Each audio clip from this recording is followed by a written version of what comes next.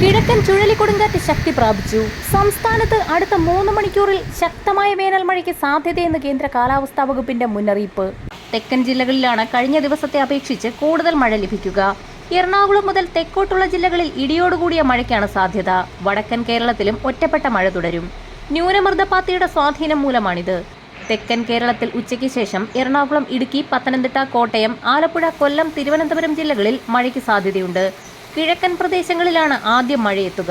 കേരളത്തിൽ ഇന്നലെയും ശക്തമായ വേനൽ മഴ ലഭിച്ചു. കോഴിക്കോട്, വയനാട്, മലപ്പുറം, പാലക്കാട്, തൃശൂർ, കണ്ണൂർ, കാസർഗോഡ് ജില്ലകളിൽ കനത്ത മഴ രേഖപ്പെടുത്തി. കാലാവസ്ഥാ വകുപ്പിന്റെ പ്രവചനത്തിൽ ഇന്ന് എല്ലാ ജില്ലകളിലും ഇടത്തരം മഴയ്ക്ക് സാധ്യതയുണ്ട്. വടക്കൻ കേരളത്തിൽ മലപ്പുറം, പാലക്കാട്, കോഴിക്കോട്, വയനാട്, കണ്ണൂർ ജില്ലകളിൽ ഇന്നും ഇടിയോടുകൂടിയ ഇടത്തരം മഴയ്ക്ക് സാധ്യതയുണ്ടെന്ന് കാലാവസ്ഥാ നിരീക്ഷണ വിഭാഗം മുന്നറിയിപ്പ് നൽകി. കണ്ണൂർ, കാസർഗോഡ് ഒഴികെയുള്ള 12 ജില്ലകളിലും ഒറ്റപ്പെട്ട ശക്തമായ മഴ ലഭിച്ചേക്കും. സംസ്ഥാനത്ത് മഴയ്ക്കൊപ്പം മണിക്കൂറിൽ 50 മുതൽ 55 കിലോമീറ്റർ വരെ വേഗതയിൽ വീശിയടിച്ചേക്കാവുന്ന ശക്തമായ കാറ്റിനും സാധ്യതയുള്ളതിനാൽ പൊതുജനങ്ങൾ ജാഗ്രത പാലിക്കണമെന്ന് ദേശീയ ദുരന്ത നിവാരണ അതോറിറ്റി മുന്നറിയിപ്പ് നൽകി.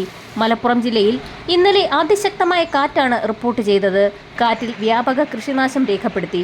വീടിന് മുകളിലേക്ക് തെങ്ങ് വീണു. വാണിയമ്പലത്ത് വാട്ടർ ടാങ്കുകൾ റോഡിലേക്ക് വീണു.